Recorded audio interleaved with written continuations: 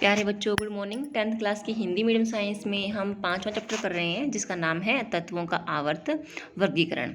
इस चैप्टर में देखेंगे कि तत्वों को किस प्रकार से हमने समूहों में इकट्ठा किया है, किस आधार पर किया है। सबसे पहले प्रयास किसने किया, उसमें क्या कमियां थी, उसके पश्चात किसने प्रयास किया, उसके पश्चात किसने किया। तो यानी कि हमारे पास जो आधुनिक वर्गीकरण है, जो बेहद सफल है और बहुत ही ज़्यादा आसान है याद करना, उनको तत्वों का अध्ययन करना, तो वो किस प्रकार किसने दिया था, किस प्रकार से हम उस पर पहुँचे हैं। तो इस लेसन में आगे देख रहे हैं, रीडिंग करते हैं। देखिए, 9वीं कक्षा में देखा था कि हमारे आसपास के पदार्थ तत्व मिश्रण एवं यौगिकों के रूप में उपस्थित रहते हैं। हमने यह भी सीखा कि तत्व एक ही प्रकार के परमाणुओं से बने होते हैं। क्या आप जानते हैं कि आज तक कितने तत्वों का पता चल चुका है? आज हमें 118 तत्वों की जानकारी है। इनमें से 94 क्या है बेटा, प्राकृतिक हैं, और बाकी क्या है, मैन मेड है। जैसे जैसे तत्वों की खोज हो रही थी, तो वैज्ञानिक इनके गुणों के बारे में जानने को बहुत इच्छुक थे और ऐसा कोई सिस्टम ढूंढ रहे थे कि भाई इनको हम इकट्ठा कर सकें, यानी कि हम इनको वर्गीकरण कर सकें, कि कुछों को समूह में रख सकें, उनमें कुछ ना कुछ ऐसा ढूंढ सकें जो कुछों में एक समानता हो। तो इसके बाद है अव्यवस्थित को व्यवस्थित करना। तो बेटा इसमें यही दे रखा है कि जैसे आप दुकान पर देखते हैं तो साबुनों को अलग रखा जाता है, बिस्कुटों को अलग रखा जाता है। साबुनों में भी कपड़े धोने साबुन अलग, नहाने की अलग, ठीक है बेटा।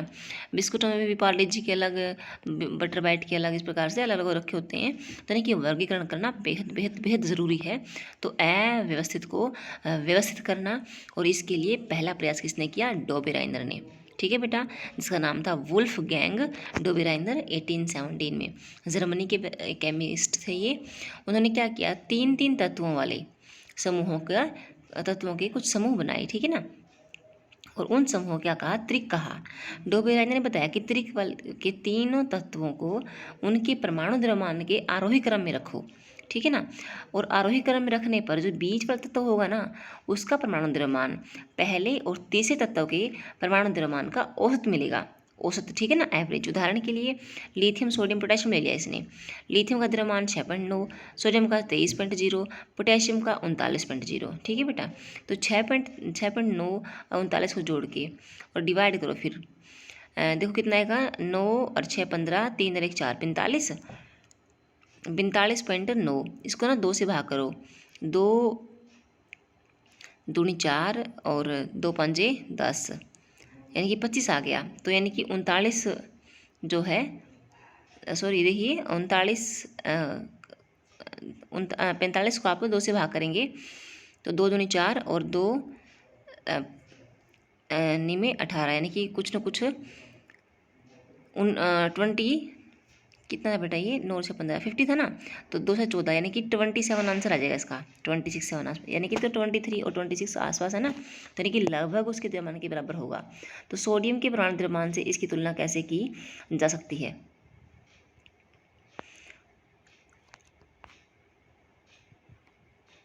आगे देखिए, निम्न में से निम्न सारणी 5.1 में 3 तत्वों को समूह दिए गए हैं। इन तत्वों को परमाणु द्रव्यमान के आरोही क्रम में ऊपर से नीचे की ओर व्यवस्थित किया गया है। क्या आप बता सकते हैं कि इनमें से कौन सा समूह डोबेराइनर त्रिक बनाता है? तो बेटा इनको ना ऐसे करो, फर्स्ट और थर्ड को जोड़ लो, उसको 2 से डिवाइड कर लो, ठीक है ना, एवरेज निकाल लो फर्स्ट और थर्ड का। बीच वाले के बराबर हुआ, आसपास हुआ तो त्रिक बनाएगा, नहीं हुआ तो त्रिक नहीं बनाएगा, ठीक है बेटा। तो ये कह रहा है कि आप देखेंगे समूह बी और सी जो है वो तो त्रिक बनाते हैं, लेकिन जो समूह ए है ना बेटा, वो त्रिक नहीं बनाता। तो डोबेराइनर उस समय तक जो तत्व ज्ञात थे उनमें से केवल 3 त्रिक ही बना सका। इससे त्रिक की जो विधि थी ना बेटा, पद्धति थी, वो सफल नहीं रही, ठीक है बेटा। उसके बाद न्यूलैंड नाम का साइंटिस्ट आता है, न्यूलैंड नाम का साइंटिस्ट, उसने दी थी ये वाली पद्धति। उससे पहले हम ना इसके बारे में पढ़ते हैं, डोबेराइनर के बारे में। जोहान वुल्फगैंग डोबेराइनर ने जर्मनी के म्यून्सबर्ग में औषधि विज्ञान की पढ़ाई की। उसके बाद स्ट्रेसबर्ग में रसायन केमिस्ट्री पढ़ानी शुरू की। फिर वे जेना विश्वविद्यालय में केमिकल केमिस्ट्री और औषधि विज्ञान के प्रोफेसर बन गए। उन्होंने ही सबसे पहले प्लेटिनम को उत्प्रेरक के रूप में पहचाना और समान त्रिक की खोज की, जिससे तत्वों के आवर्त वर्गीकरण का विकास हुआ। इनकी शुरुआत तो बेटा इसी ने की थी, ठीक है ना। कमियाँ चाहे कितनी भी हों, शुरुआत इसने की, उसके बाद कमियों को दूर करते करते करते करते हम आज की करंट जो मॉडर्न टेबल है उसके ऊपर आए हैं। न्यूलैंड का अष्टक, ठीक है बेटा, डोबरेनर के त्रिक दिखा रखे, देखो डोबरेनर के साइड में lithium, sodium, potassium, calcium, strontium, barium, chlorine, barium, iodine. ठीक है बेटा, तो 3 क्या है त्रिक बनाए थे उसने। न्यूलैंड का अष्ट सिद्धांत, डोबरेनर के प्रयासों ने दूसरे रसायनों को तत्वों के गुण धर्मों का उनके परमाणु द्रव्यमान के साथ संबंध स्थापित करने के लिए प्रोत्साहित किया। तो 1866 में अंग्रेज वैज्ञानिक जॉन न्यूलैंड ने ज्ञात तत्वों को परमाणु द्रव्यमान के आरोही क्रम में रख दिया, यानी कि बढ़ते क्रम में रख दिया। ठीक है बेटा, उसने क्या किया, सबसे कम द्रव्यमान तत्व हाइड्रोजन से आरंभ किया और 56वें तत्व थोरियम पर से समाप्त किया। उसने पाया कि प्रत्येक 8वें तत्व का गुणधर्म पहले तत्व के गुणधर्म के समान है। उन्होंने इसकी तुलना संगीत के अष्टक से की। संगीत में था ना सा रे गा मा पा धा नि सा, है ना बेटा, डो रे मी फा सो ला टी, ये ना इंग्लिश के अल्फा, ये इंग्लिश के सुर हैं ये। इंग्लिश में जैसे कि इंग्लिश में हिंदी में कहते हैं सा रे गा मा पा धा नि सा, इंग्लिश में बोलते हैं डो रे मी फा सो ला टी। ठीक है बेटा, तो इस प्रकार से संगीत के सुरों से उसने क्या किया, तुलना की कि पहला और 8वां सुर मिलते हैं ना, ठीक उसी प्रकार ही कह रहा है कि अष्ट सिद्धांत में क्या होता है कि पहला और 8वां तत्व जो है उसके गुण धर्म आपस में सेम सेम होते हैं। तो इसीलिए उन्होंने इसके क्या नाम दिया बेटा, अष्टक का सिद्धांत किया। ठीक है बेटा, इसे न्यूलैंड का अष्ट सिद्धांत के नाम से जाना जाता है। न्यूलैंड के अष्टक में लिथियम और सोडियम के गुणधर्म समान थे। सोडियम लिथियम के बाद आठवां तत्व है। इसी तरह बेरिलियम और मैग्नीशियम में अधिक समानता है।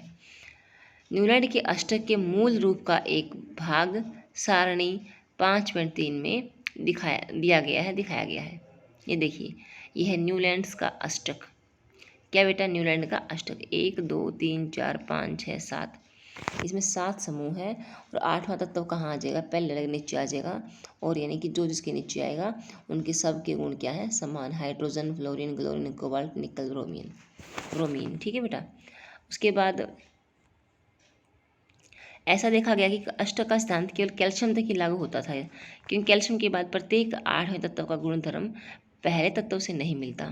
न्यूलैंड ने कल्पना की कि प्रकृति में केवल 56 तत्व विद्यमान है तथा भविष्य में कोई अन्य तत्व नहीं मिलेगा, लेकिन बाद में नए तत्व पाए गए और जिसके बाद उनको रखना, अष्टक वाली टेबल रखना मुश्किल था बेटा। आगे कह रहा है ये देखो, अपनी सारणी में इन तत्वों को समंजित करने के लिए न्यूलैंड के अष्ट सिद्धांत को एक साथ रख दिया। देखिए बेटा क्या कह रही है, न्यूलैंड ने 2 तत्वों को एक साथ रख दिया और कुछ असमान तत्वों को एक स्थान पर रख दिया। क्या आप सारणी 5.3 में उदाहरण दे सकते हैं या ढूंढ सकते हैं? आगे पूछ रही है, ध्यान दीजिए कि कोबाल्ट और निकल एक साथ में है और तथा इन्हें एक साथ उसी स्तंभ में दिखाया गया है जिसमें फ्लोरीन, क्लोरीन एवं ब्रोमीन है। हालांकि इनके गुणधर्म एक दोनों दूसरे से भिन्न है। आयरन को कोबाल्ट और निकल से दूर रखा गया है क्योंकि उनके गुणों में, जबकि उनके गुणों में समानता भी है। इस प्रकार न्यूलैंड अष्ट सिद्धांत केवल हल्के तत्वों के लिए ही ठीक लागू हो पाया, बाकी के लिए नहीं हो पाया। नोबल गैस की खोज के बाद अष्ट सिद्धांत बिल्कुल अप्रासंगिक हो गया। अप्रासंगिक यानी कि बिल्कुल गलत साबित होता चला गया। ठीक है बेटा, आगे देखो, अगला है अव्यवस्थित से व्यवस्थित करना। ये है बेटा मेंडलीव की सारणी। तो मेंडलीव की सारणी हम कल पढ़ेंगे। ठीक है बेटा, तो हमने आज पढ़ी कि ये डोबेरेनर के त्रिक क्या थे, उसकी क्या कमियां थी। ठीक है बेटा, आज हम पढ़ेंगे मेंडलीव की आवर्त सारणी की उपलब्धियां। ठीक है बेटा, और मेंडलीव की सारणी क्या थी, आवर्त सारणी, मेंडलीव कौन था, ठीक है ना, उसने किस आधार पर अपना विचार दिया, अपना एक्सपेरिमेंट किया, तो इसके बारे में कल पढ़ेंगे। इसे thank you and all the best.